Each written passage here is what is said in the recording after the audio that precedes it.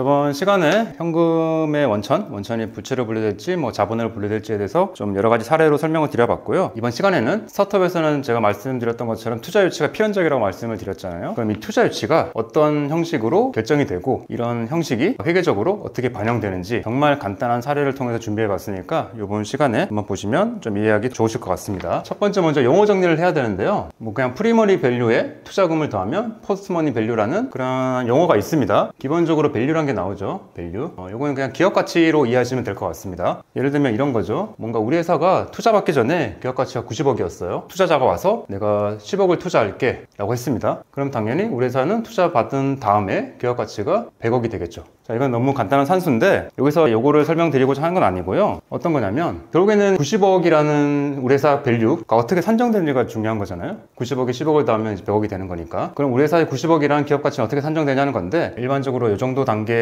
초기 투자 그리고 이제 시리즈 AB 정도의 단계에서는 당사자 간의 협의로 결정된다고 이해하시면 될 것 같습니다. 그냥 우리 회사는 90억 정도의 기업 가치인 것 같은데 투자하실래요? 그러면 그 정도인 것 같습니다. 그럼 협의가 이루어지고 이렇게 10억을 넣고 90억 더하기 10억은 100억이라는 이런 공식이 성립하게 되는 거죠. 물론 그 과정에서 이 90억이라는 기업 가치가 타당한지에 대해 도움이 필요할 수가 있는데 그런 걸 저희 회계법인이 밸류에이션이라는 걸로 뭔가 좀 도와드리는 걸로 이해하시면 될 것 같습니다. 숫자적으로 어쨌든 90억이라는 기업 가치를 보여주는 과정이 밸류에이션이라고 이해하셔도 크게 무리는 없어 보여요. 자, 이건 너무 단순한 내용이었고, 자, 두 번째는 이런 거거든요. 투자자가 10억을 우리 회사에 투자한 건 알겠어요. 근데 이 투자자가 이제 투자한 후에 확보할 지분율을 먼저 계산을 한번 해봐야 되거든요. 이것도 너무 쉽습니다. 자, 이 투자자는 포스트머니 밸류가 100억이잖아요. 우리 회사 100억 가치 중에 10억을 투자한 거예요. 그럼 지분율은 당연히 10%가 되겠죠. 그래서 지분율 10%로 결정이 되는데 요거는 투자금 나누기 포스트머니 밸류 해서 투자자는 투자 후에 우리 회사의 지분 10%를 확보하게 되는 걸로 이해하시면 될 겁니다. 세 번째는 이제 발행 주식수를 이제 결정을 해야 되는데 자, 이런 거예요. 우리 회사는 투자 받기 전에 뭔가 9,000주의 주식을 발행한 상태예요. 10억을 받으면서 추가로 주식을 발행을 해야 되잖아요. 이거 발행할 주식수를 우리가 모르니까 일단 X로 두는 겁니다. 이것도 너무 간단한 산수예요. 우리 회사가 9,000주를 이미 발행한 상태에서 추가로 뭔가 몇 주를 발행을 해서 그 발행한 주식수를 비교해 봤을 때 투자자가 10% 지분을 확보할 수 있게 X를 풀어야 되는 거예요. 너무 쉽죠? 이렇게 되면은 이제 발행할 주식수는 1,000주. 1,000주를 발행하면 이제 총 발행주는 10,000주가 될 거고요. 10,000주에 이제 1,000주를 확보하게 될 거니까 계산해 보면 10%의 지분율을 갖게 될 겁니다. 투자자는. 자, 그래서 이렇게까지 하면 발행 주식수 1,000주까지 결정이 된 거예요. 자, 그럼 이제 네 번째 액면가와 발행가인데 자, 액면가는 제가 임의적으로 5,000원이나 적었습니다. 액면가는 우리 회사가 처음 법인을 설립할 때 그냥 임의적으로 우리 회사는 한 주당 액면가 얼마입니다 라고 정해놓은 그런 숫자가 있을 거예요. 그 숫자를 일단 저는 임의적으로 5,000원으로 설정했고요.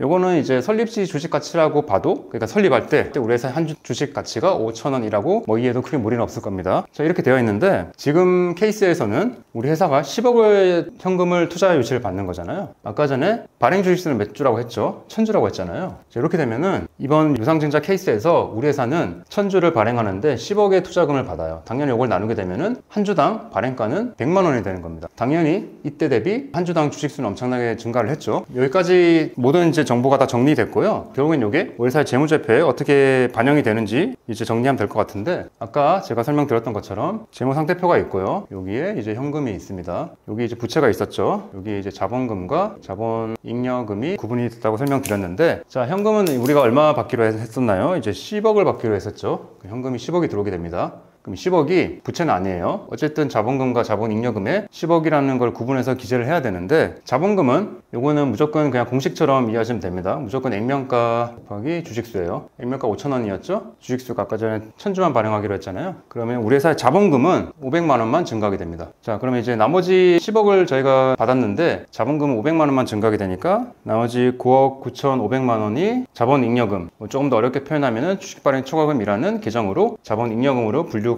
되는 걸로 이해하시면 됩니다. 자, 그래서 여기까지가 투자 받기 위해서 밸류가 어떻게 책정되는지, 투자금이 어떻게 설정되는지, 그럼 지분율이 어떻게 결정되는지, 그러면 몇 주를 발행해야 되는지, 그럼 액면가와 발행가가 있을 거고 이 총 투자금이 회계적으로는 자본금과 자본잉여금으로 어떻게 구분되어 회계 처리되는지 설명을 드려봤습니다. 자, 보시면은 10억을 투자 받았는데 저번 시간에 설명드렸던 것처럼 여기 구분은 다 자본이거든요. 자본의 이제 세부 항목으로 이해하시면 될 것 같은데 보시면은 10억을 저희가 투자를 받았는데 자본금은 사실 500만 원밖에 안 늘어났잖아요. 10억 중에 대부분의 금액은 이제 자본잉여금으로 구분이 될 텐데 큰 틀에서는 자본이라는 건 동일합니다. 그런데 간혹 가다가 이 자본금을 회사를 평가하는 기준으로 삼는 경우가 있어요. 뭐 예를 들면 뭐 사업가에 입찰을 할 때 자본금이 무조건 5억 이상이어야 합니다. 뭐 예를 들면 뭐 자본금이 1억 이상이어야 합니다. 이런 기준으로 평가하는 경우가 종종 있거든요. 자, 근데 이런 식으로 투자를 받게 되면은 자본금은 되게 조금 늘어나는데 자본잉여금은 엄청나게 늘어나잖아요. 그래서 이렇게 되면은 자본금만 기준으로 평가하는 상황에서는 좀 불리하게 작용할 수가 있습니다. 자, 그래서 요거를 자본금으로 돌리는 행위도 있는데 그건 다음 시간에 설명을 드리면 될 것 같아요. 여기까지가 이제 유상증자를 통한 투자 유치를 설명드려봤고요. 요거랑 별개로 뭔가 기사 같은 걸 보시다 보면은 구주 매각을 통한 투자 유치라는 개념도 종종 나오거든요.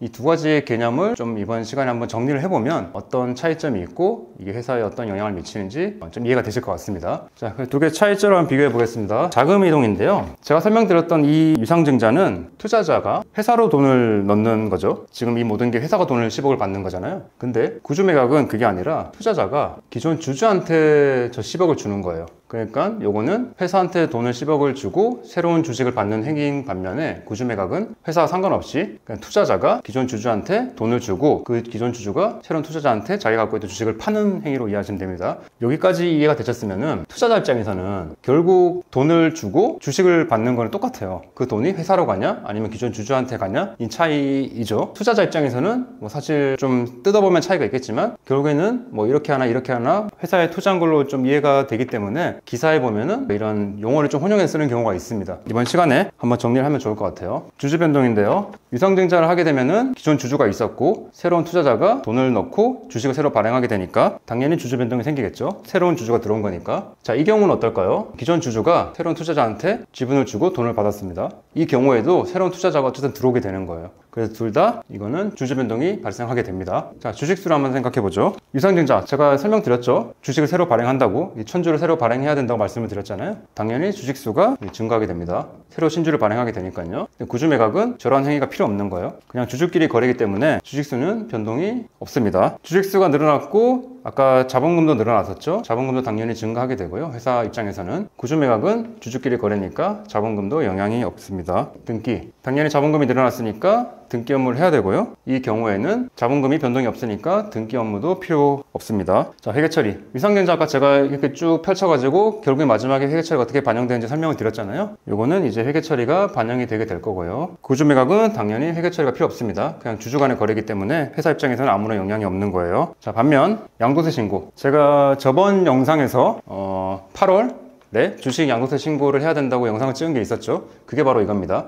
어쨌든 주식을 팔았으니까 기존 주주 입장에서는 양도세 신고를 8월까지 해야 된다고 설명 영상이 있었고요. 요거는 영상에서 설명드렸던 것처럼 8월, 2월에 주식을 판 기존 주주가 양도세 신고를 나눠서 해야 됩니다. 반면에 유상증자는 주식을 팔진 않았죠. 그냥 회사가 신주를 발행한 거기 때문에 양도세 신고할 게 없는 거예요. 자, 법인세 신고 때는 주주 변동에 대한 내용을 법인세 신고할 때 같이 신고하게 되어 있거든요. 당연히 주주 변동이 둘 다 발생을 했잖아요. 새로운 주주가 들어왔는 형태가 다를 뿐이지. 그래서 당연히 주주 변동은 둘 다 발생하게 되고 법인세 신고 때 주주 변동에 대한 내용을 반영하게 되어 있습니다. 자, 그리고 이제 마지막인데 굳이 저희 회계법인의 관련 서비스를 나눠보자고 하면 사실 이 부분은 그냥 기장에 속한다고 저는 생각이 돼요. 기장. 제가 계속 설명드렸던 기장 업무, 회사의 재무제표를 만드는 어쨌든 이러한 게 회계처리가 반영되고 회사한테 영향을 미치니까 기장에 속한다고 저는 생각하고 있고요. 요 구주 매각은 사실 회사와는 관계없이 일어나는 이벤트거든요. 그러니까 기장보다는 제 생각에는 설명드렸던 것처럼 뭔가 이제 양도세 신고라든지 아니면 필요하면 이제 주식평가의 카테고리에 해당되지 않나 그렇게 생각해가지고 저희 회계법인의 관련 서비스까지 좀 구분을 한번 해봤습니다. 여기까지 설명드려봤고요.